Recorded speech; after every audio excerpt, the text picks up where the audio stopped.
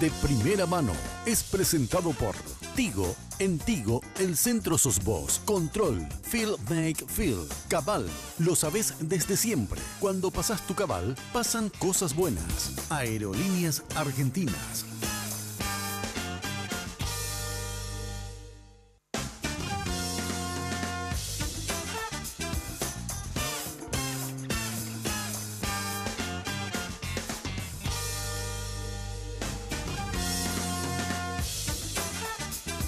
Muy buenas noches, bienvenidos a esta propuesta de Red Guaraní, noche de miércoles, como cada semana, el gusto de poder encontrarnos con ustedes y por supuesto para hablar de primera mano de un tema de actualidad. Saludo a mis compañeros de siempre. Estela Ruiz Díaz, ¿cómo le va, señora? Buenas noches. Muy buenas noches, Carlos, buenas noches a la audiencia. Alfredo Boxia, ¿cómo está, doctor? Buenas noches, Carlos, ¿cómo estás? Pero muy bien. Hola, Andrés Riquelme, ¿cómo le va? Buenas noches, Carlos Alberto Báez Parzajuc, mi respeto a los televidentes. Bueno, para que no haya duda, ¿verdad? Sí. Bueno, perfecto. ¿De qué podemos hablar y de primera mano esta noche? De lo que ocurre en el jurado de enjuiciamiento de magistrados, lo que ocurre en la Fiscalía, en la Justicia en general o en particular.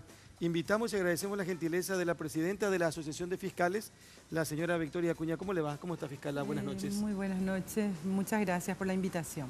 Y también agradecemos la gentileza del vicepresidente del Colegio de Abogados. Vicepresidente, Carlos. Manuel Riera. Manuel Riera. Cara de Riera tiene, ¿eh? Sí. Para que no haya dudas. Para que no haya duda. Manuel Riera. Manuel Riera. ¿Como su padre? Como papá, como el segundo nombre del abuelo, como el bisabuelo y como mi hijo. Tenemos Manuel para rato, Manuel Riera para rato. Ahí para el rato. Bueno, a ver un poquitito, ¿cómo arrancamos con esto? Que estoy leyendo un comunicado de la Asociación de Agentes Fiscales que dice: los agentes fiscales son ciudadanos, miembros de la comunidad, que están sometidos a todos los procedimientos que tiene la sociedad para evaluarlos y eventualmente sancionarlos por los conductos pertinentes toda vez que sus desaciertos sean comprobados. Voy a plantear de esta manera y después los compañeros preguntan cómo corresponde también. ¿Por qué un fiscal tiene que hablar con un personal inferior del jurado de enjuiciamiento de magistrados? Supongo que todos sabemos esta historia de los audios de la conversación del secretario Fernández Lidman con fiscales y con jueces y hasta con abogados. Pero uno se pregunta, ¿por qué tiene que...? Eso tendría que ser un poco más estricto, más serio, más cerrado. Un fiscal puede estar con problemas y sometido al jurado de enjuiciamiento de magistrados. Pero ¿por qué tiene que hablar con un inferior de un organismo que al final es un organismo que pretende castigar o no a un determinado integrante de la justicia? Sí, efectivamente, en estos audios que se hicieron públicos en estos días, justamente se menciona o se escucha una conversación entre colegas del Ministerio Público y el secretario o uno de los secretarios del jurado de enjuiciamiento. Sería habitual que se hable con el secretario para preguntar el curso de las causas o de algún proceso que uno tiene dentro del jurado.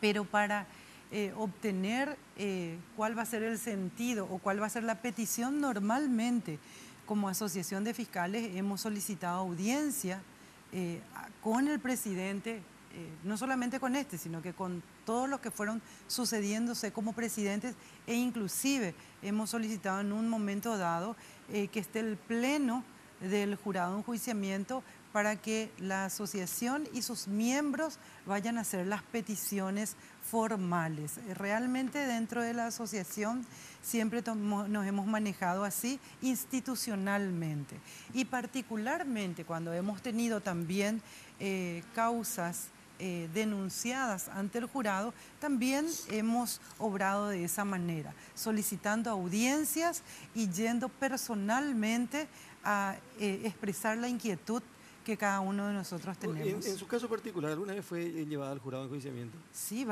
por varias causas fui llevada al jurado de ¿Y enjuiciamiento. hasta hoy tiene caso o ya están todos resueltos? Hasta ahora ya están todos resueltos, pero por eso le digo, de la experiencia personal inclusive, lo habitual es solicitar una audiencia y poder tener una entrevista personal en donde uno va a conocer el curso de las causas, y hoy día, ejerciendo la función de presidenta de la Asociación de Fiscales del Paraguay, he ido innumerables veces al jurado para interiorizarme inclusive este año tuvimos interiorizarme de la situación de colegas que están siendo procesados. Este año tuvimos inclusive la notificación de la destitución de un colega, ¿verdad? Que eso fue también bastante publicitado, y también la suspensión de otro colega, que también hizo que en varias oportunidades vayamos a hablar con los miembros del jurado. Pero eso es institucionalmente, como asociación, ¿verdad? Cuando usted va y se interioriza de otros casos de colegas. Totalmente, Pero sí. estas llamadas en algunos casos, Claro, algunos además, dicen... en estas llamadas no se habla del caso de un procesamiento dentro del jurado de los fiscales, sino directamente, en el caso, por ejemplo, de Nadine Portillo, directamente era su caso en el jurado de enjuiciamiento de magistrados, y ella le dice, bueno, yo también tengo un caso en el que está metido el hermano de Óscar González Daer, que yo puedo fallar en contra. Esa era la de- primera, la la de Jiménez. Fernando. La Jiménez, Karina Jiménez. La perdón. Portillo tiene que ver con las tierras O sea, de Seitamón. En realidad, estos audios lo que revelan es un poco cómo se maneja el jurado de enjuiciamiento de magistrados y cómo algunos fiscales no es que se someten como víctimas también, sino cómo son parte de ese negociado. Por eso que a mí, fiscal Acuña, me sorprendió el comunicado del Ministerio Público, porque parecía que ustedes estaban más molestos que se les meta a todos en la misma bolsa, que indignarse realmente, no solamente por el manejo del jurado, sino por también el comportamiento de esos colegas suyos. Bueno, creo que lo que se le dio más resalte es que es el cuarto punto del comunicado. El primer punto del comunicado justamente dice de que todos los fiscales somos ciudadanos de esta república y sometidos a las leyes, y si nuestras conductas profesionales o personales están inmersas dentro de un tipo penal, estamos sometidos a la ley igual que cualquier otro ciudadano. Mencionamos también que siempre fuimos los primeros críticos, igual que la opinión pública, de aquellas conductas como estas que hoy están siendo ventiladas. El tercer punto habla de que nosotros valoramos mucho el trabajo de la prensa porque también sirve para transparentar las instituciones. Pero también mencionamos en ese punto de que la asociación siempre ha bregado por la dignificación de la labor del fiscal, y lo que no queríamos o no queremos es que se generalice, porque estos hechos que hoy salen a luz son hechos excepcionales. El Ministerio Público está conformado por varios profesionales, funcionarios, fiscales de mucha trayectoria, gente que realmente cuida su trabajo, por lo cual señalarles como todos iguales por estos acontecimientos es injusto, ¿verdad? Eso es lo que decíamos. Y como último punto, instábamos a la Fiscalía General del Estado, específicamente al fiscal general, que inicie la investigación para el esclarecimiento y la aclaración de todos estos hechos.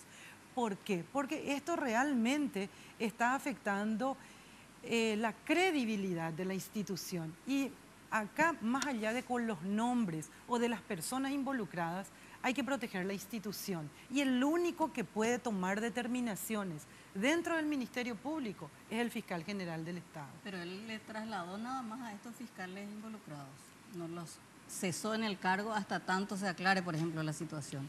En realidad, además de eso, se abrió un proceso penal, que es lo que era la solicitud de la asociación, porque nosotros como asociación decíamos, no basta solamente con una auditoría.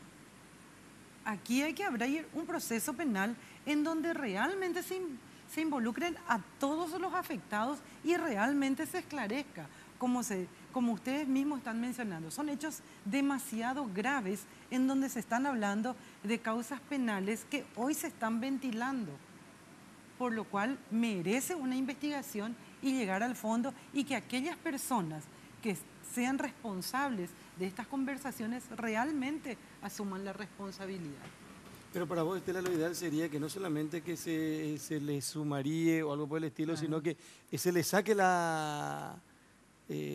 caso, se le saque el caso. Como el caso de Óscar González Daer, no puede seguir al frente del jurado de enjuiciamiento de magistrados hasta tanto se resuelva este pleito. Y él dijo que es su secretario, no es él el que hace eso. Sí, yo soy la reina Sofía de España. No, vos no sos la reina Sofía de España. Para mí es llamativo también que se filtraron tantos audios y que no haya uno, o por lo menos no se dio a conocer, entre Raúl Fernández y González Daer. Uno, no hay. Entonces eso me lleva a pensar dos cosas. O se está aprovechando, se va a aprovechar políticamente y va a salir a la luz probablemente más cerca de la cuestión electoral, más cerca del 17 de diciembre, o se está usando eso como moneda de cambio para otras cuestiones. O no existe. Pero el hecho de que no exista, no creo. ¿Por qué? Porque, o por lo menos un audio que comprometa, porque si todas esas grabaciones salieron del mismo teléfono, es porque ese teléfono es de la persona en común en todas esas conversaciones, que es Raúl Fernández.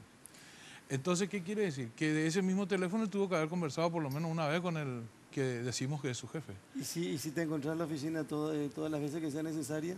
Tampoco es muy ingenuo. Alguna vez va a hablar por pero teléfono. Te tengo que decir algo. Yo nos encontramos todos los días, pero hablamos por teléfono también a la tarde y a la noche. Nosotros hablamos de... No, ya sé, pero te digo. Pero vamos a ver qué pasa con ese tema, ¿verdad? Del audio. Ahora lo que tenemos es el audio. Lo que tenemos es un audio Claro. que No, indignó, digamos, pero enardeció a la no opinión deja de ser pública. interesante, doctor, la pregunta de por qué no aparece ningún audio de Raúl Fernández con González Daer. Es que ¿cómo te vamos a responder si ni siquiera sabemos cómo aparecieron esos que aparecieron? Pero Me está no- preguntando ¿Y por lo que no ¿Y aparecieron. por qué no te preguntas, por ejemplo, también entonces, o no nos preguntamos todos, por qué la comunicación no es directamente con el presidente del Jurado de Enjuiciamiento de Magistrados? ¿Por qué no hay ninguna grabación de ese tipo? Claro, es una buena ¿Por qué es pregunta. con el secretario? Buena pregunta. No, de todos modos, lo que tenemos es lo que escuchó lo que Claro, eso es los lo que 4 hay. o 5, que es lo que hay. Y lo que enardeció a la gente es ese tonillo de, casi diría, de compinche, coloquial, demasiado coloquial ya para un nivel de conversación que debería mantener cierto nivel. Están operando en mi contra, por eso yo me pongo a No te operar. preocupes que tenemos los votos. Le dice un personal inferior, un secretario, le dice a una fiscala. Sí, eso por no entrar en lo de URLE, hay que aprovechar mientras se puede, etc. Por eso le quería preguntar al doctor Riera, ¿cuáles son sus reflexiones del gremio de los abogados? Bueno, mira, el Colegio de Abogados sí está indignado, 100%, Alfredo.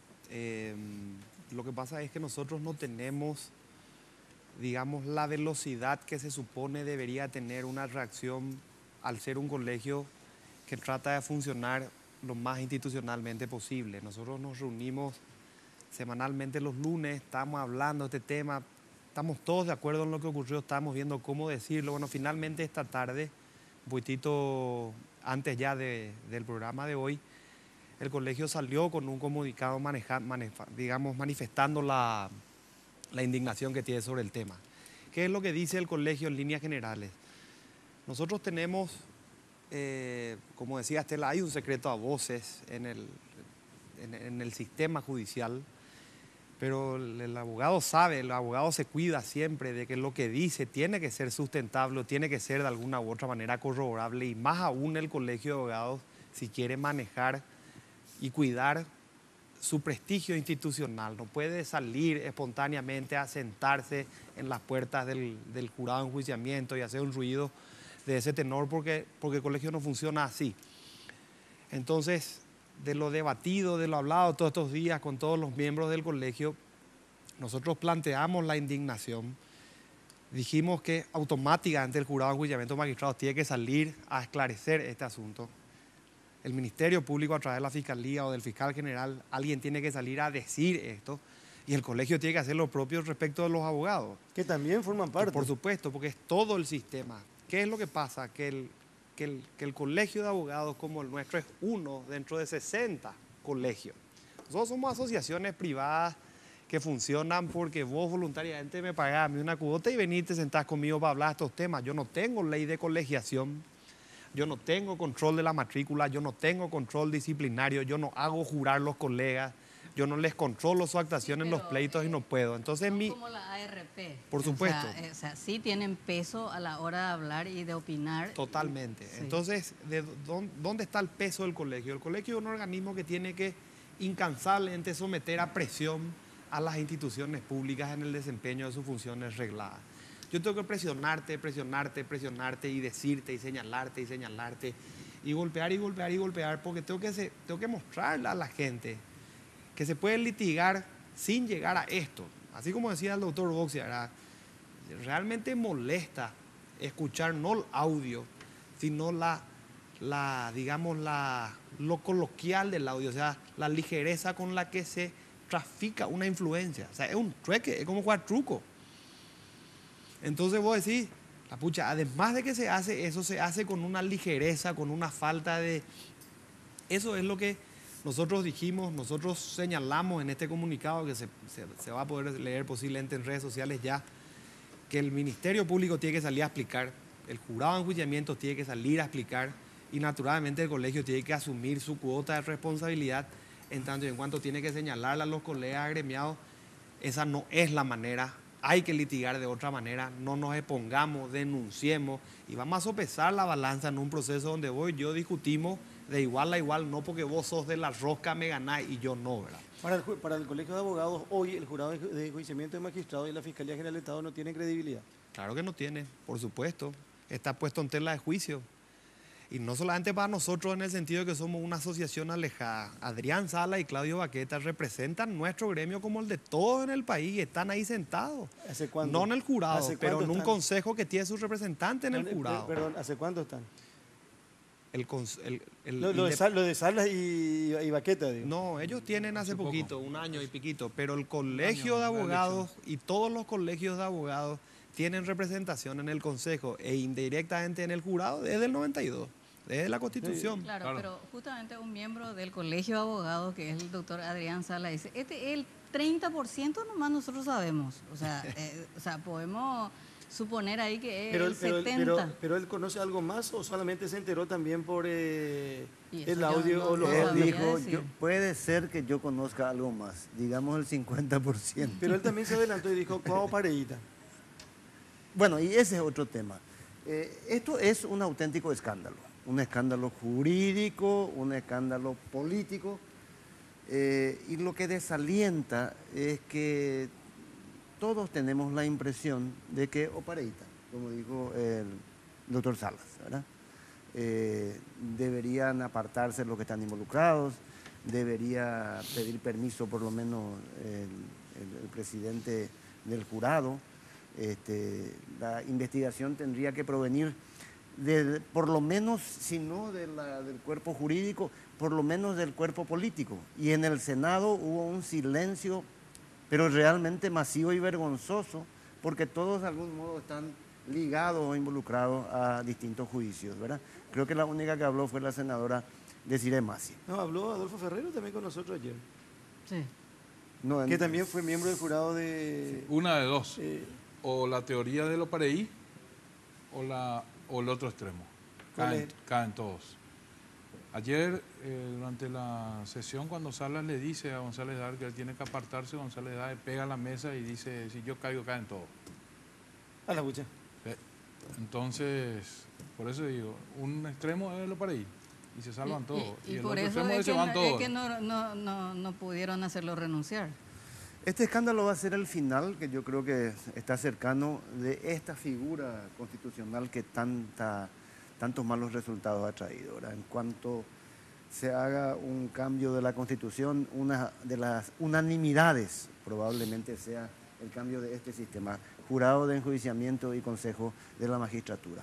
Figuras que se importaron de, no sé, de España o de Chile, de algún lado, y que parecían la panacea frente al centralismo del Ejecutivo nombrando jueces y fiscales, y bueno... Existe, la teoría... a y veces bueno, se debatimos. destruyó con esta perversión de meter la política y el cuoteo en el nombramiento de fiscal. Solemos debatir eso en la radio y Estela es de la teoría de que, Estela y otra gente, que la institución está bien pensada, pero que son los hombres los que fallan, ¿verdad? Yo creo que está mal pensada la institución. ¿Por qué? Porque está uno de los poderes del Estado, que es el Poder Judicial, está debajo del ala del poder político, llámese Poder Ejecutivo o Legislativo. Y eso es un desequilibrio en los poderes del Estado. Y en ese sentido, fiscal, ¿ustedes tienen alguna idea De hecho, de eso? cuando se impulsó la reforma constitucional, uno de los puntos que nosotros pretendíamos es que se cambie justamente el jurado de enjuiciamiento, porque los fiscales hace más de 10 años que tenemos problemas con el jurado de enjuiciamiento. Se ha tomado inclusive al jurado de enjuiciamiento como una instancia procesal. ¿En qué sentido? De que cuando no me gusta un fiscal o la investigación que está haciendo, le denuncio ante el jurado para apartarlo. Entonces elijo fiscal que siga con mi causa, ¿verdad? Entonces hemos llegado a ese absurdo, con la modificación en el proceso que se lleva a cabo ante el jurado y habiéndose levantado la caución real que tenían que presentar aquellos que denunciaban a cualquier magistrado, hoy día cualquiera es la motivación para la denuncia y con el agravante de que uno sabe cuándo le denuncia, pero no sabe cuándo se va a resolver esa denuncia. Es más, hemos tenido colegas que tenían ya denuncias posteriormente porque afecta el interés de alguna persona, le vuelve a denunciar, entonces como tiene un cúmulo de denuncias que nunca se trataron, es suspendido en el ejercicio de sus funciones. Eso cuando desde el propio jurado, por intereses de alguno de sus integrantes, se lo mantiene como atado al fiscal sin expedirse nunca. Creo que fue el caso del fiscal Isaac Ferreira, ¿verdad?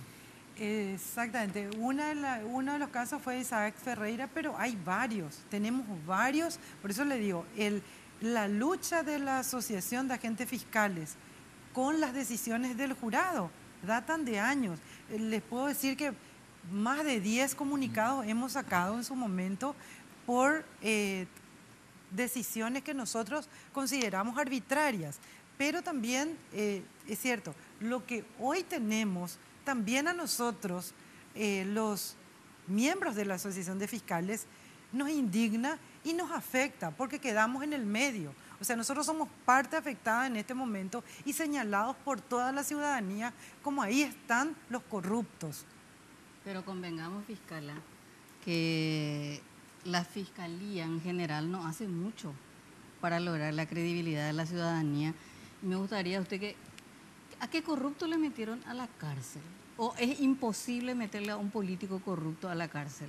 Estaba mirando, por ejemplo, en el caso suyo, usted tuvo el caso del dinero de Itaipú en la campaña colorada, tuvo también el caso de Enzo Cardoso hace poquito, el ministro de Agricultura, ahora tiene el caso Salim Busarquis, o sea, un poco variadito de varios partidos políticos. Y me pongo a mirar yo en Tacumbú y la verdad que no encuentro ni un político. Y los fiscales, y quiero hacer un análisis un poco más, los fiscales que se atrevieron a tocarle la oreja al poder ya no están más hoy en la fiscalía. Ya sea porque renunciaron porque ya no pudieron contra el sistema, ya sea porque se lo sacó. Entonces le pregunto a usted, fiscala, y como a presidenta de la asociación, ¿siguen porque se someten al poder político, se someten al jurado de enjuiciamiento, o es muy difícil casarle a un corrupto? No, primero que las causas que, voy a hablar primero porque me tocó causas que llevo personalmente en mi unidad. La causa del senador Enzo Cardoso sigue abierta. No se le procesó hasta ahora, pero no significa de que esa causa esté cerrada. La causa de Itaipú hemos sobreseído porque no encontramos elementos suficientes como para acusar y quiero mencionar y dejar en claro de que nunca fui sindicada por algún acto de corrupción. El caso de Salim Busarquis es la 7ª vez en el mes pasado que se llamó a una audiencia preliminar y por diferentes incidentes planteados por la defensa no se ha podido llevar a cabo. Inclusive, y quiero mencionar eso, él había dicho que era un tema personal, que yo tenía un tema personal con él. Sin embargo, en el mes de julio, yo estaba de viaje, otra colega se fue y me sustituyó para la audiencia preliminar y le recusó a esa colega. ¿Verdad? Entonces, realmente no entiendo cuál es el planteamiento de la defensa. Eso por un lado. ¿Cómo? El de Rafael Filisola, yo estuve interinando, imputamos y posteriormente volvió a los originales. En el tema corrupción o políticos, lógicamente es mucho más difícil porque tienen mucho más poder. Los incidentes que tenemos, a veces esas causas tardan años, pero eso no significa que no hayamos tenido éxito en la investigación a corruptos. Tenemos 2 presidentes de la República condenados.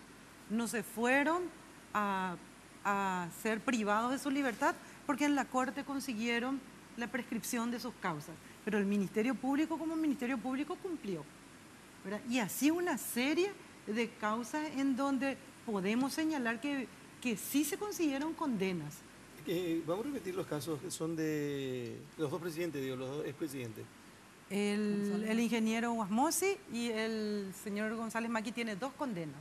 Uno por el tema de los 16 millones y otro por enriquecimiento ilícito. Y en ninguno de los 2 casos fue privado de su libertad.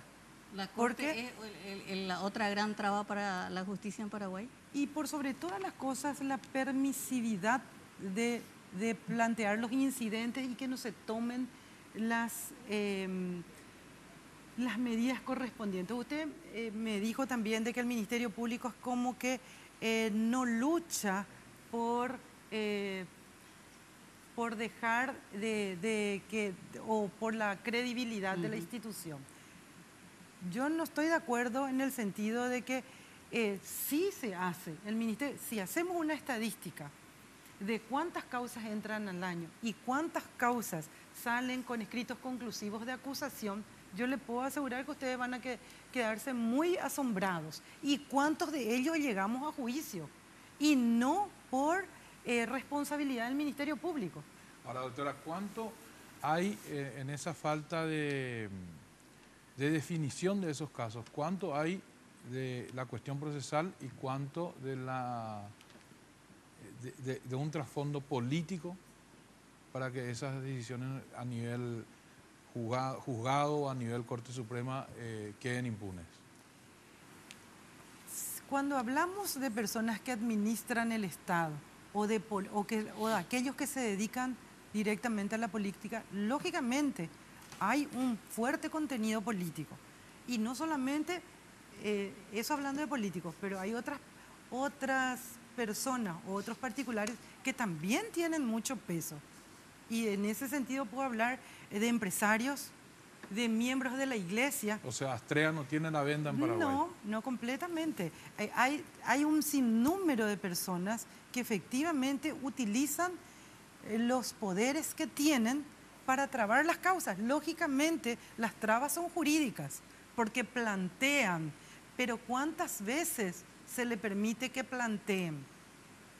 Tenemos causas en las cuales 7, 8 o 10 veces somos citados para celebrar una audiencia preliminar. No, te tengo que dar una pausa, pero quiero decir esto primero. Lo que pasa es que hay que conocer bien el tema y conocer bien los casos también. Hay un miembro del Jurado de Enjuiciamiento de Magistrados que fue denunciado por acoso.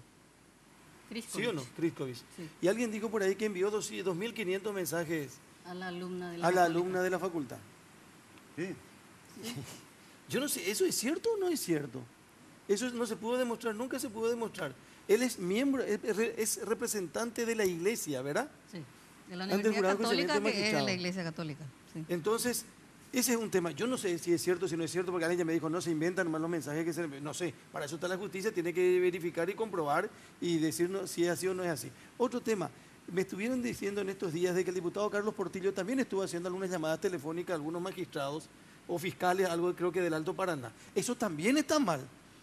Eso tampoco está permitido. Y también, o sea, acá estamos hablando de un jurado de enjuiciamiento de magistrados donde aparece como principal responsable, por ahora un secretario. Pero también está supuestamente un diputado, un parlamentario que está llamando que no corresponde que lo haga. Pero yo no creo que esto sea una propiedad exclusiva del Partido Colorado. O sea, No, yo no, creo pero- que la No, no, corrupción... ni siquiera estamos sí, hablando de la partidos, no estoy hablando de vinculación, partidos, sí. estoy hablando nomás de un secretario, estoy hablando de un parlamentario. Sí, Estoy seguro que varios de todos los colores llaman a todas partes. Pero digo también, Enzo Cardoso estaba imputado y estaba en el Consejo de la Magistratura eligiendo la terna para la Por Fiscalía ejemplo, General del por Estado. ejemplo. Digamos O sea, que la aureola que acompaña los antecedentes del presidente del jurado, González Daer, no ayuda mucho al prestigio de la institución tampoco. bueno, Así que lo que pasa es que antes, me decía una persona en estos días también, lo que pasa es que antes cuando había un juicio, había un lío, donde había que litigar, como les gusta decir a los abogados o a los fiscales, antes vos estabas seguro o estabas convencido que podías ganar un caso cuando tenía un abogado que tenía biblioteca. Eso significaba un abogado que tenía conocimiento, que tenía experiencia, que tenía trayectoria, que tenía oficio. Hoy basta tener un abogado que tenga un contacto para ir a decirle o llamarle al fiscal o a la jueza y decirle, mira, yo tengo contacto con el jurado de enjuiciamiento de magistrado y te voy a llevar al tiene el jurado de teléfono de enjuiciamiento. Fernández Littman. Como mínimo. Y te voy a llevar al jurado de enjuiciamiento de magistrado. Y le dice, me vas a llevar, pero no me vas a ganar. No. Yo sé cómo te voy a ganar ahí. Porque ahí yo no necesito ni biblioteca, ni conocimiento, ni estrategia, ni oficio. Así de sencillo. Y si es así, es lamentable. Pausa y enseguida seguimos de primera mano con la señora Victoria Acuña y con el señor Manuel Riera.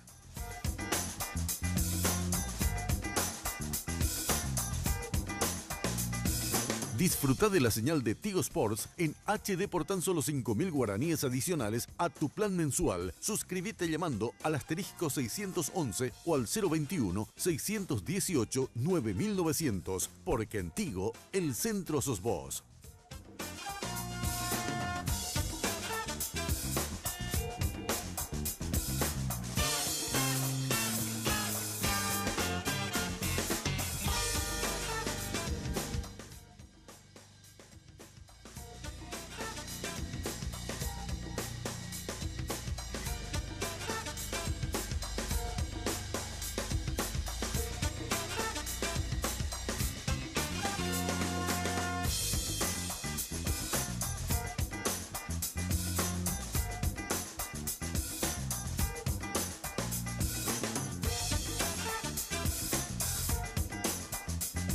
Porque los fines de semana son perfectos para disfrutar de un rico helado junto a tus amigos y familiares. Por eso te traemos esta increíble promo de 2 kilogramos de helado a tan solo 100.000 guaraníes todos los sábados y domingos en nuestro local de República Argentina. Sugar, somos una fábrica de momentos.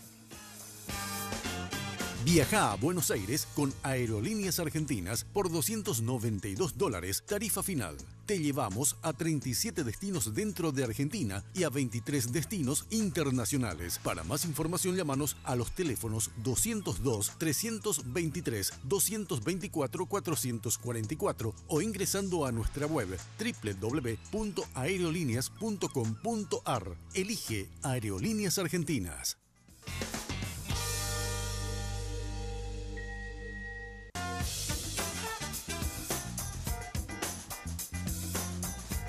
Acá estamos hablando y Andrés está corrigiendo porque dice que Criscovich es representante del Consejo de la Magistratura En el jurado en de el Jurado de enjuiciamiento. Enjuiciamiento de Magistrados. Y en el Y- Consejo de la Magistratura es representante de Las universidades privadas. Universidad Católica. De la Universidad Católica. que es de la Iglesia Católica. Es de la Iglesia Hasta que Católica. yo sé, sí. Sí. ¿Verdad? Sí. Instituciones diferentes, Sí, pero... aunque tengan el mismo padre creador. Ahora, ese debate que planteabas, Carlos, con respecto... yo no creo mucho en la victimización ni de los fiscales ni de los jueces con el tema del jurado de enjuiciamiento de magistrados. ¿Sabe por qué, doctora? Porque si hay algo que necesitamos de los fiscales y los jueces es coraje. Porque si con un llamado telefónico o el zapateo del presidente del jurado o del diputado Juan o del diputado Pedro, entonces no, los ciudadanos comunes estamos fritos. Estamos fritos. Estamos fritos porque si, o los propios abogados que quieren litigar sin tener padrinos, sin tener contacto. Están Porque fritos. esto también revela, fiscala y el doctor Riera, que hay bufet de abogados que tienen sus conexiones con determinados ministros de la Corte, con determinados fiscales, con el jurado de enjuiciamiento y operan de esta manera, porque uno de los audios también revela eso. Entonces yo por eso no creo mucho, incluso mirando la integración del jurado de magistrados, yo veo acá que hay, porque se pretende pues también en con mucha razón, contra la clase política. Pero discúlpenme, porque en el Consejo de la Magistratura y en el Jurado de Enjuiciamiento de Magistrados hay abogados del Colegio de Abogados, están las universidades, está la Corte Suprema de Justicia, y es más, si hacemos la sumatoria de votos, los diputados y los senadores están en minoría. Entonces, en realidad, la corrupción no es de la clase política, y pobrecitos los fiscales y jueces que están sometidos con sus carpetitas que tienen que obedecer. Yo creo que el sistema es mucho más grande, o sea, la corrupción afecta a todos. Y si ustedes los fiscales le tienen miedo al garrote del jurado de enjuiciamiento, entonces, ¿qué nos queda a los ciudadanos fiscales? No, en ningún momento hablamos de victimización de los fiscales, porque siempre salimos a denunciar cuando hay presiones, y somos los que más luchamos para que esas presiones no afecten. Varios de los colegas estuvieron, o están, o estamos, o estaremos en el jurado de enjuiciamiento, pero no por eso surgen estas llamadas telefónicas. Por eso es que nosotros insistimos como asociación que esto es un hecho sin precedentes prácticamente, Claro. ¿verdad? Y lógicamente... La prueba que necesitábamos. Claro que nos preocupa, ¿verdad? Porque uno esté sometido al jurado de enjuiciamiento va a estar teniendo este tipo de conversaciones. Varios, de hecho, hemos estado y no hemos tenido este tipo de conversaciones, porque más que ayudar a la institución, perjudica, ¿verdad? No podemos, nosotros que asumimos el cargo, somos conscientes de que podemos ser enjuiciados por el jurado de enjuiciamiento cuando existan las causales. Vuelvo a insistir, lo que pasó de un tiempo a esta parte es que hasta se inventan causales para denunciar a los fiscales. Eso no significa victimización, estamos hablando de una realidad. ¿Y por qué no le denuncian a los...? Porque nosotros sabemos, doctora, y cuentan los fiscales cuando te hablan y te dicen, me llaman del jurado de enjuiciamiento de magistrados y me quieren dar lineamientos de mi trabajo, o me amenazan con sacarme. Entonces, ¿por qué ustedes no le denuncian a esos miembros del jurado que hacen eso? Porque usted y yo sabemos que existe eso. Claro, claro que existe. O sea, primeramente, no solamente los miembros del jurado llaman a pedir por causas. Y estoy de acuerdo con usted que no solamente los políticos. Claro. Y señalé quiénes más llaman. Hasta ahí, digamos que es algo natural para un latino llamar a pedir, ¿verdad? Pero de ahí que el fiscal se sienta compelido en resolver de acuerdo a la petición es otra cosa. Y ahí es lo que usted, surge lo que usted menciona, el tener la fortaleza de que aún sabiendo que me pueden enjuiciar y perder el cargo, hacer lo que corresponda. Y yo creo que de eso también hay muchos ejemplos dentro del Ministerio Público. Doctor Vera, permiso, Sí. fiscal. Entre las tensiones de lo jurídico y lo político, el lugar clave parece ser la encrucijada donde se libran las batallas y las presiones y los negocios más promiscuos, está ahí entre el jurado de enjuiciamiento y el Consejo de la Magistratura, ¿verdad? Sí. Órganos de nombramiento, de extorsión. Desde el gremio del Colegio de Abogados, ¿qué figura podría reemplazar en un futuro cambio constitucional a la estructura que hoy está en ese cargo? Dos cosas. Primero, es una precisión para Estela. La representación de los políticos, aunque sea 4-4, no es minoría, porque se necesitan mínimamente 5 votos para condenar a una persona en el jurado. Con 4 tenés mayoría, que es el blanqueo o el sobreseimiento por falta del 5.º voto de quien te acusa. Entonces, No, lo que yo no estoy de acuerdo es que se crea que los políticos nomás son los que presionan. Pero por supuesto. Porque veo miembros de la Corte, veo miembros de las universidades, del Colegio de Abogados. redactar el comunicado y firmo contigo. Totalmente de acuerdo. Uh-huh. Y en el segundo aspecto que plantea el doctor Boxia es que ese es un tema que el colegio podrá sacar su receta. Por ejemplo, cuando el doctor Martínez encabezaba la Asociación de Fiscales, Ariel Martínez. Ariel fue uno de los impulsores de un proyecto de reforma constitucional diciendo nosotros tenemos X miles de firmas diciendo que el Consejo de la Magistratura debería incluir un representante del Ministerio Público. O sea, ellos no propugnaban, por ejemplo, la eliminación, sino una integración, más que represente un gremio fuerte como es el de los fiscales. Vos decís, eso es positivo en el sentido que pondríamos un número impar, hoy son 8 personas eligiendo, podría una novena, es o no el Ministerio Público dependiente del Poder Judicial, en la sistemática constitucional está dentro, ¿verdad? O sea, esas cosas se pueden discutir. La receta que pueda dar el Colegio de Abogados actualmente, que no la da y no la dio, se va a proponer, a mi manera de ver, de la siguiente manera. El colegio tiene hace 3 años generando un esquema académico de discusión de carácter meramente constitucional. Y el año que viene, y ahí adelanto, ya es una suerte de primicia para la noche de hoy, un sistema de cursos de este tenor abierto a toda la República, no te digo a todos los abogados. ¿Por qué? Porque lo que nosotros queremos con el colegio es que, o sea, el colegio debería aspirar a que las constituciones de este país, si se van a tocar, o las normas de este país, si se van a tocar, deberían reposar su legitimidad no en la perfección de su normativa, sino en el respaldo del ciudadano que la creó. Entonces, ¿quién es hoy el gran creador de normas en este país? Un poder legislativo que ese respaldo no lo tiene. Hay una crisis de representatividad innegable en este país. Con la Constitución es un tema distinto. Imagínense que cuando se hizo la Constituyente del 92, yo estaba en 6º grado aprendiendo que mamá le ama a Mima. O sea, no era un tema que a mi generación le incumbía. Hoy sí. Entonces, ¿cuál va a ser la receta?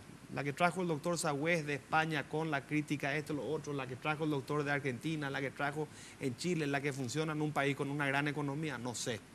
Tiene que ser aquella que provenga de una gran discusión ciudadana respecto de cómo quiere que sea su país para el futuro, y es una discusión en la que tiene que incluirse toda mi generación. Yo le diría a la gente de mi edad, saquen la cabeza del celular, levántense, vayan a discutir este tema en su centro de estudiantes, en sus facultades, en su asado, en el domingo, en el TR, vean este tipo de programas, vamos a dejar el celular un ratito, ¿verdad? Y cuando vengan los candidatos a los lugares públicos de juventud... Doctor, que le interrumpa. Y la generación presente, porque la tuya es una segunda en juventud, porque cuando se legisla para el futuro. Pero es la promotora de cambio, natural. Correcto, pero hay una generación que va a venir dentro de 20 años, como te está pasando a vos en este momento, claro. Y que hoy esa gente, es cierto lo que decía, tienen que involucrarse más. ¿Cómo le pedía a un chico de 20 que se involucre, de 21? Pero de todas formas se tiene que mirar al futuro a la hora de legislar. Ese va a ser el trabajo del docente en la facultad, ese va a ser el trabajo del papá en su casa, ese va a ser el trabajo del tío delante del sobrino o de ustedes delante de la ciudadanía con programas como estos. La receta va a ser, creo yo, Alfredo, una que provenga de un gran consenso, por no decir consenso, de una gran discusión colectiva acerca de qué es lo que queremos nosotros para el futuro del país en su nueva constitución, si es que viene, ¿verdad? Esa es la que veo yo. El colegio va a dar su opinión, esta va a provenir de un programa que estamos pensando, un proyecto para el año que viene, pero queremos involucrar más de una institución. No queremos que sea el proyecto colegio o el proyecto Riera o el proyecto Voxia o del constitucionalista este o aquel, sino que sea algo que acumule y comulgue y traiga la unión mancomunada de muchos esfuerzos en una idea de constitución para el año que viene, o sea, para el 2019. ¿verdad? Mientras tanto, ¿qué hacemos hasta que se reforme la Constitución? Hay que cumplir la que hay, a cabalidad, a rajatabla, sin discutir, sin poner telas en el juicio. Hay que hacer todo lo que hay. A su criterio, doctor, ¿qué tenía que haber hecho González Daer después de este escándalo? Por leyes de ética, dar un paso al costado, automáticamente. No solamente el jurado de enjuiciamiento, del propio Senado, que debería impulsar en su fuero interno la posibilidad de un juicio político.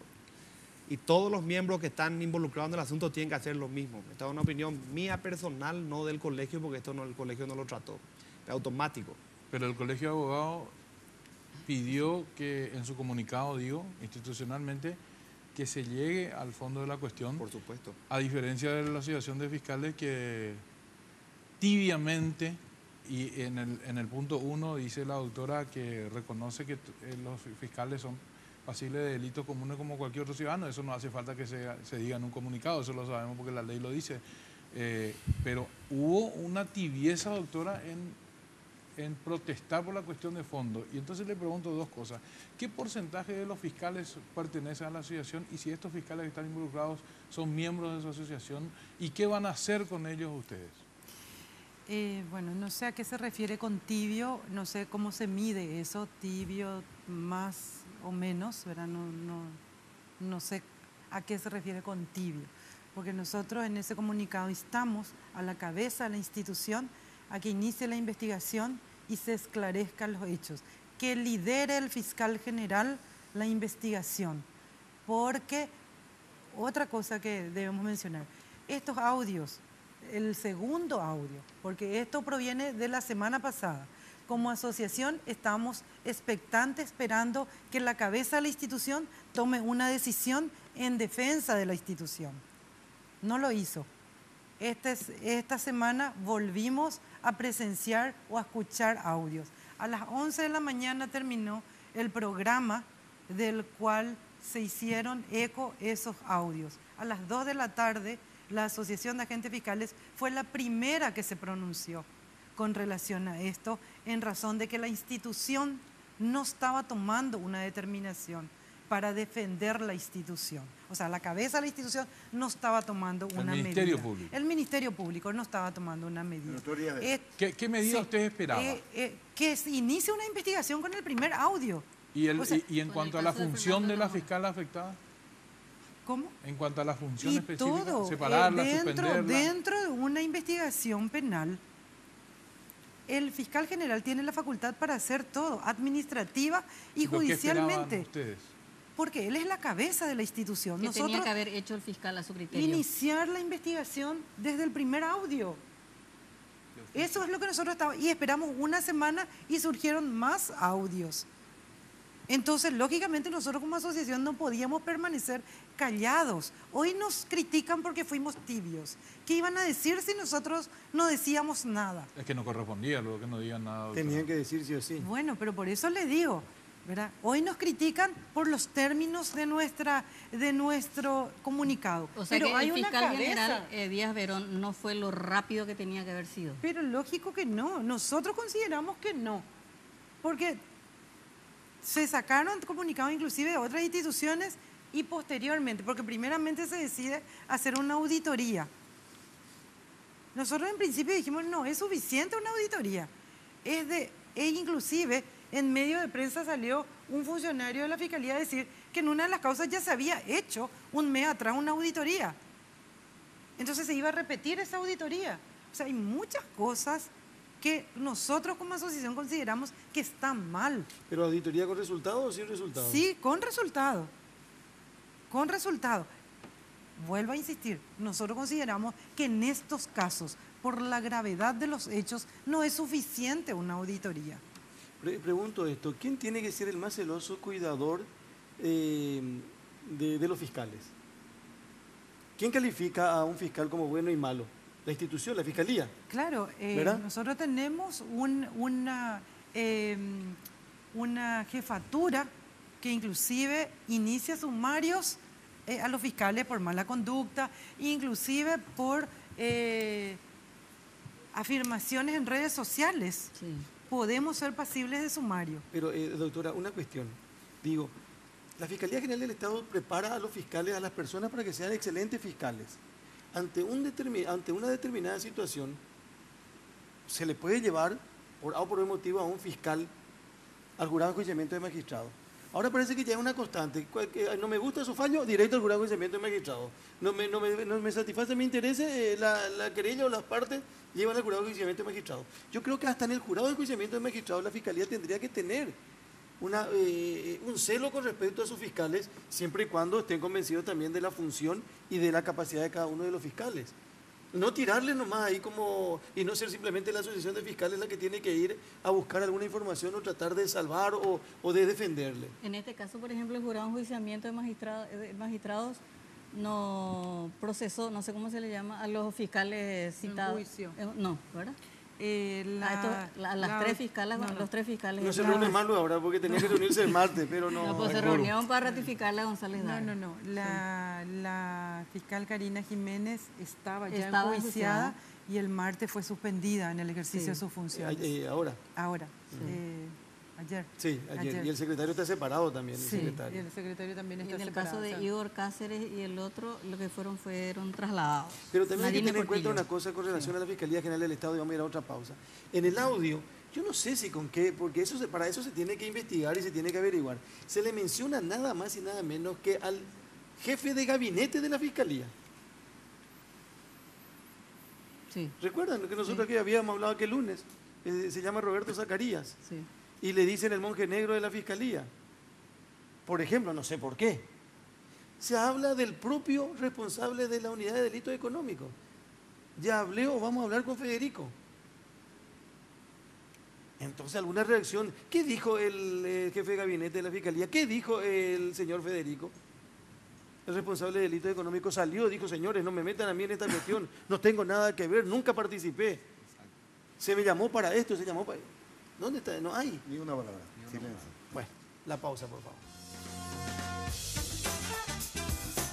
Llega el evento que adelanta el verano, Miss Control 2017. No te lo podés perder. Ya ha finalizado el periodo de inscripción y muy pronto conoceremos a las candidatas seleccionadas para competir por la corona de Miss Control 2017. La cita es el próximo 2 de diciembre en Chechos La Mega. Miss Control 2017, imperdible. Seguinos en Facebook e Instagram. Control Paraguay. Viaja a Buenos Aires con Aerolíneas Argentinas por $292, tarifa final. Te llevamos a 37 destinos dentro de Argentina y a 23 destinos internacionales. Para más información, llámanos a los teléfonos 202-323-224-444 o ingresando a nuestra web www.aerolíneas.com.ar. Elige Aerolíneas Argentinas.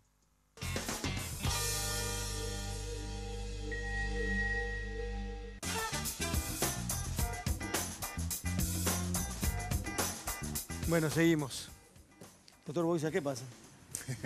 No tenemos palabras, no hay más palabras. Nadie dice nada. No, realmente el tema es tan escandaloso que uno se queda a veces sin palabras, ¿verdad? Pero quizá podamos tocar otro tema con la doctora. El tema de aprovechando que...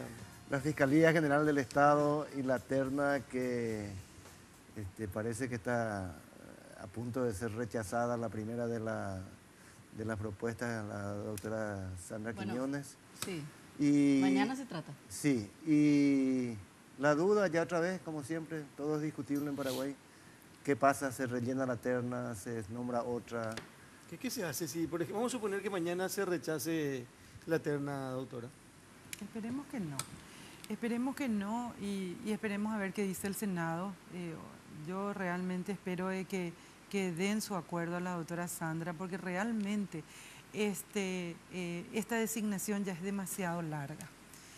Nuestra institución yo creo que necesita ya que se defina quién va a estar a la cabeza, porque estos temas como el que estamos tratando hoy y otros varios necesitan ser tratados con más firmeza, con un liderazgo más fuerte. Entonces espero y anhelo que mañana el Senado realmente preste el acuerdo a la doctora Sandra. Y si no es así, seguramente entraremos otra vez en la discusión que ya se tuvo anteriormente con la Corte, por ejemplo, ¿verdad? Al ser rechazado por el Ejecutivo aquella propuesta del Senado, y seguramente ya los miembros del Consejo de la Magistratura serán los que definirán cuál va a ser la mejor manera de hacer la designación definitiva en la institución. Doctor Riera, ¿y ustedes qué opinan de la candidatura de Sandra Quiñones? Nosotros, como colegio, no pudimos decir qué opinamos de la candidatura de ninguno de los tres ternados, porque el colegio no tiene el parámetro para medir ninguno de los tres ni el resto. El Colegio de Abogados, cuando salió la terna, quiso acceder a la información que justifica la selección y el Consejo no la brindó. Cuando se le citó a los representantes, tanto Sala como Baqueta vinieron al colegio, explicaron la cuestión, pero se mantuvo el criterio, no se ofreció una información que el colegio pueda hacer pública acerca de por qué la doctora Acuña o Quiñones o el doctor Yaverón estaban ternados y el resto no. Pero ustedes como abogados conocen la trayectoria de los ternados. Para quien trabaja en lo penal, sí. Por ejemplo, porque en el caso de los ternados son del ámbito penal. Los civilistas, por ejemplo, como yo, no es nuestro ámbito, ¿verdad? Pero no debería ser así, porque para quien no trabaja luego en el sistema, no debería poder conocer. Entonces, el acceso a la información, al ser deficiente, no solamente porque no se mostró todo, sino porque se incumplió un reglamento que el propio Consejo de la Magistratura se autoimpuso. El colegio dijo, ¿quiénes somos nosotros para, digamos, decir con fundamento por qué estos señores y por qué estos no, cuando no se sabe por qué llegaron a la terna ciertas personas y las otras no? Y eso no se acaba, y la doctora Acuña podrá confirmar incluso que ni los propios candidatos, no ya ternados, sino todos quienes compitieron, no tuvieron acceso a la información del cúmulo de puntajes de los demás. No hubo control recíproco ni entre competidores. Entonces, ¿cómo vos sabés qué tan bueno o qué tan malo puede ser? Por lo que leíste en ABC, está bien, pero el Consejo de la Magistratura no te informó públicamente cuál es el resultado del test, el resultado de la valoración del Tribunal de Honor, el resultado de los dictámenes de ese tribunal, la valoración o la relevancia que pudo haber tenido para cada miembro del Consejo ese Tribunal de Honor, no se sabe. Entonces el colegio pidió, no nos dieron, reconsideró, no nos dieron, vamos a esperar, vamos a seguir el canal, lo propio que hizo Ezequiel Santagada con toda su institución, vamos a ir pidiendo la información, pero no podemos. Nosotros no teníamos una posición institucional que vaya en contra o a favor de ninguno de los ternados. Pero particularmente tiene una opinión, supongo, con relación a una determinada persona. Me gustaría que sea fulano o fulana. Institucionalmente no. ¿Pero personalmente? Personalmente yo desconozco porque no las conozco desde el ámbito laboral a ninguno de los tres. Pero me encantaría... Porque nosotros a veces decimos, queremos que sea... pero me encantaría que sean cualquiera de las... ¿En serio? No, pero realmente lo que nosotros queríamos como colegio era, o sea, nos hubiese gustado como colegio era que el resultado de la terna incluya entre las opciones a alguien que esté fuera del sistema. A nosotros sí nos interesaba que sea no un pasillero, como se dice, sino alguien que esté fuera del Ministerio Público, porque si planteas un recambio es que el sistema que está lo querés cambiar, traer más del mismo sistema, digamos, está un poquitito más lejos del cambio que se busca. Aún así, eso ya no se dio, no conocemos las razones por las cuales están tres y el resto no. Entonces, el colegio no se opuso a la terna formalmente, sino a la manera en que se le seleccionó y a la manera en que se omitió la información de por qué se le seleccionó. Ahora, el senador Sayer planteó una cuestión que es así, no nos atrevemos mucho los legos en la materia en tomar posición, porque es de concepto absolutamente jurídico, sobre la inexistencia en la legislación paraguaya de la reconducción tácita, que es lo que todo parece apuntar podría terminar en la situación de Díaz Verón, ¿verdad? ¿Qué opina usted al respecto? Es así, lo que se establece es que en caso de que no sea elegido un fiscal general, sea el adjunto más antiguo que continúe el mandato hasta tanto se elija. Por eso es que yo considero que es de suma importancia que se trate en el Senado y que se le preste el acuerdo a la designada por el Ejecutivo, porque para nuestra institución es imperioso tener una cabeza. Hoy estamos en una indefinición por lo largo de la designación y tenemos al mismo fiscal general que está en funciones, pero con la expectativa de que no termina de salir y no termina de designarse aquella que fue electa por el Ejecutivo. Entonces, realmente es muy pernicioso para la institución estar en esas circunstancias. Y hablando un poco de lo que dijo el doctor Riera, la contracara del que estén en la terna tres personas que son de la institución, yo creo que también es una fortaleza en razón de que es mentira que va a ser más de lo mismo, porque las tres personas creo que tenemos perfiles totalmente diferentes profesionalmente hablando. Y sí creo que es una fortaleza en el sentido de que los tres conocemos exactamente cuáles son los problemas que tiene la institución y cuáles son las virtudes y cuáles son las debilidades que hay que fortalecer. Para aquel que viene de afuera probablemente tarde 6 meses o 1 año para conocer cuál es la sistemática de la institución, sin demeritar a cualquier ciudadano que tiene derecho a acceder a ese cargo, ¿verdad? Pero creo que también es una fortaleza el ser miembros de la institución. Doctor Riera, ¿cuántas denuncias hizo el Colegio de Abogados con respecto a mal desempeño de jueces o los miembros del Colegio de Abogados? ¿Por qué le pregunto? Porque esto hoy es un escándalo y mucha gente que no tenía ni idea de cómo funciona la justicia hoy se da cuenta de cómo funciona realmente. Pero los que estamos en la profesión hace muchos años sabemos que esto ocurre. Cuando vos estás en la ventanilla sale el abogado, tu contraparte de la oficina del juez, con una sonrisa amplia, vos sabés que ya perdiste el caso. Y entonces llega un momento, yo conozco muchos abogados que dejaron de litigar porque el sistema te obliga o entrar a hacer lo mismo o te rendís o perdés todos tus casos. Entonces, si no estás en la rosca, parecería que estás fuera del sistema. El abogado que sufre eso, ¿se acerca al Colegio de Abogados, hace alguna denuncia concreta cuando puede notar y tiene un sustento jurídico esa denuncia? ¿O el Colegio de Abogados no hizo nunca una denuncia a un juez o a un fiscal? El jurado habrá recibido 2 denuncias que yo recuerde de parte del colegio en lo que va de este y el año pasado, ambas desestimadas. Y el Colegio de Abogados particularmente decidió, si bien es una asociación privada que te pide a vos 400.000 guaraníes al año, Claro. decir, igual si viene Andrés que no está asociado, igual si está atrasado con la cuota y trae un problema, hay que atender porque indirectamente tu preocupación es del gremio. Claro. Entonces, hay un crecimiento en el sentido de que hay muchos colegas nos traen los líos. Ayer nos reuníamos con uno justamente por estos temas. El lunes, perdón, nos reuníamos con él con uno de estos temas.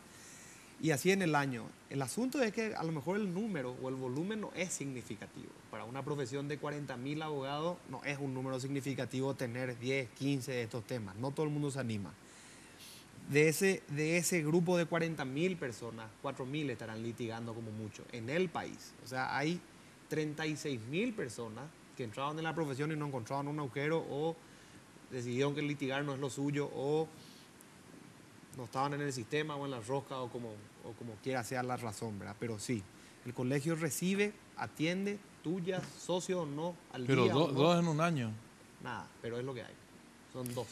No me queda Que yo claro, recuerde. no me queda claro este tema del reemplazo de lo tácito. ¿Cómo se llama? Conducción. Reconducción tácita. Porque Candía Amarilla, ¿qué pues? Él era que Sí. se quedó El- un año. Claro, pero Y no fue el adjunto. eso pues de facto se queda. O sea, hay como un consenso político de que nos queda, pero no existe la figura jurídica, ¿verdad? Ese pues es el Pero tema. también puede de facto. Y no, y claro, y Se Mañana- queda porque no hay un acto Claro. ni Bueno, pero separe. mañana de facto también se puede quedar Díaz Verón. Claro. claro. Sí, claro, sí, es una decisión Es justamente por política. eso es que el senador Zaguier plantea este proyecto para aclarar bien el punto. Él de que plantea, no exista. él plantea justamente que terminado el tiempo de su mandato, Claro. cesa automáticamente. Y asume Cosa que el- hoy no el es fiscal Ahora así. ya no se adjunto dio, más. ese ya fue en agosto, así que... Doctora, gracias por venir esta noche a compartir con nosotros, muy amable. Muchas gracias por la invitación y siempre estamos abiertos en la asociación. Muy gentil la doctora Victoria Acuña.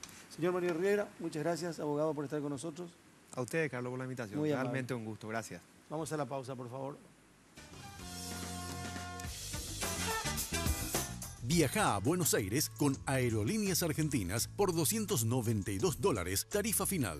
Te llevamos a 37 destinos dentro de Argentina y a 23 destinos internacionales. Para más información, llámanos a los teléfonos 202-323-224-444 o ingresando a nuestra web www.aerolíneas.com.ar. Elige Aerolíneas Argentinas.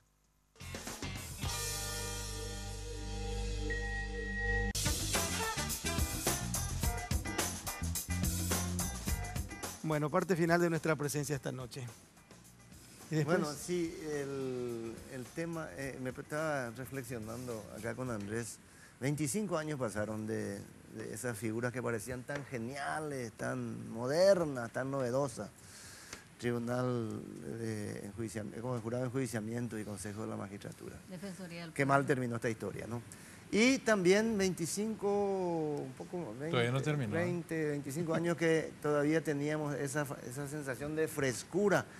Recordaban ustedes con la aparición de los primeros fiscales, cuando había pocos fiscales. sí. Y Cierto. veíamos pendejos jóvenes con un Era una garantía. entusiasmo. Era una garantía, porque se sufrió mucho y ustedes, doctor, vos sabés mejor que nadie este tema de la dictadura Sí. y de la lucha contra la dictadura, ¿verdad? Era la época de Rocío Vallejo, ¿te acuerdas? Nissen, Peta, Arnaldo Yucio, Arregui. Arregui.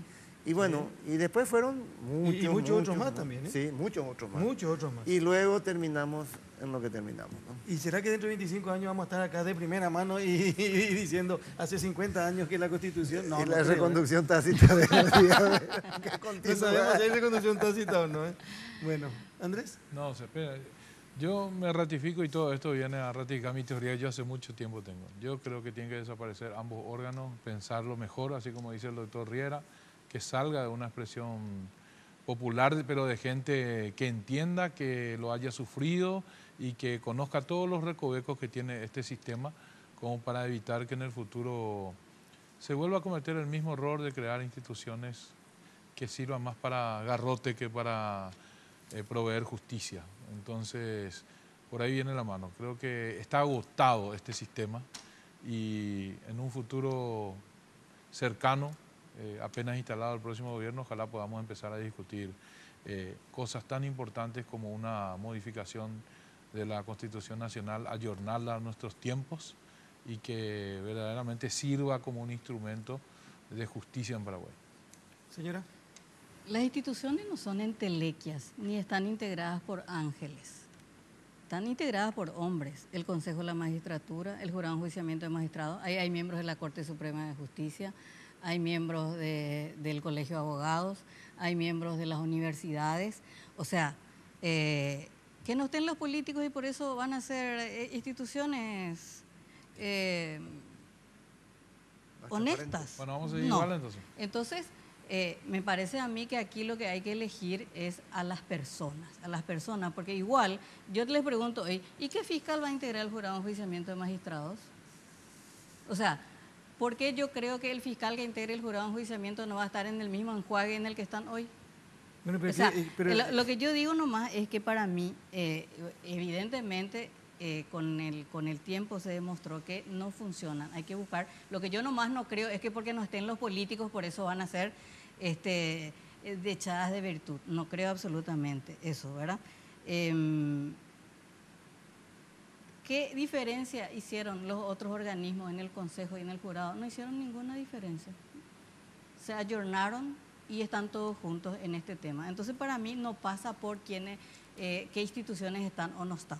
Para mí pasa, yo decía, el coraje, la valentía de nuestros fiscales, de nuestros jueces. Nuestra Corte Suprema de Justicia es inamovible. O sea, no depende de nadie en este momento.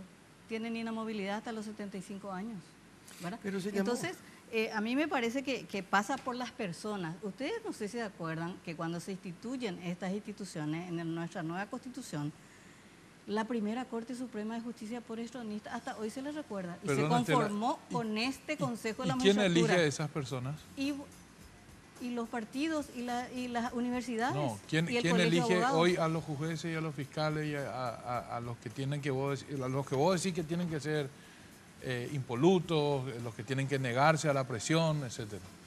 Andrés, si vos te vas y sos electo, cuando vos tenés el cargo, ya Bueno, depende pero- de vos tu destino. Pero ¿quién le elige? Contestame. ¿Cómo esa quién pregunta. ¿Y elige? quién? le El Jurado de elige? Enjuiciamiento y el Consejo de la El Magistratura. Consejo de la Magistratura. Y bueno, Y bueno, ¿Y y quién ahí le empieza el integran? problema. O sea, para elegirle ya empieza el problema. origen. El origen. Y cuando yo estoy de acuerdo con que deben ser firmes, pero el sistema le mete a todos los que van en un necesario Sí, van los peores. patrullar, Claro. hacer lobby, para mí buscar. no pasa por eso. Y vos pensás que la gente que va a elegir, que elige, va a elegir a una persona que Correcto. va a saber que después no le va a devolver el favor? Por favor. Es No, un sistema. Es complejo el tema. Es complejo. Mañana se trata, el tema está en el punto del orden del día y aparentemente no existen los votos para Sandra Quiñones, lo cual va a empezar todo el debate con si se queda o no Díaz Verón o se tiene que formar una nueva terna, se va a completar nada más. Y otro tema que se va a plantear mañana en el Senado también es un intento de cambiar a González Daer del Consejo del Jurado de Enjuiciamiento de Magistrados. Así que dos temas importantes mañana. Lo que va a hacer el cartismo es intentar dejar sin quórum el Senado cuando se trate el último punto, es lo de Sandra Quiñones, de modo a posponer el tema, porque ellos quieren posponer hasta después de las internas partidarias. Hablando de las internas de los partidos políticos, entramos en 4 semanas que van a Sí, ser tramo intensas en final. nuestro país. Sí, Tramo final de estas elecciones que son el próximo domingo 17 de diciembre. Y nosotros llegamos a la parte final del programa de hoy. Señora, muchas gracias. Gracias, Hasta doctor. miércoles. Gracias, Andrés. Muy bien, Carlos. Cerramos de primera mano esta noche a través de Re Guaraní. Nos encontramos la próxima semana, si Dios quiere. Y mañana tempranito, como todos los días de lunes a viernes, a partir de las 5 de la mañana, en Monumental AM 1080. Buenas noches. De primera mano fue presentado por Tigo. En Tigo, el centro sos vos. Control, Feel Make Feel. Cabal, lo sabés desde siempre. Cuando pasás tu cabal, pasan cosas buenas. Aerolíneas Argentinas.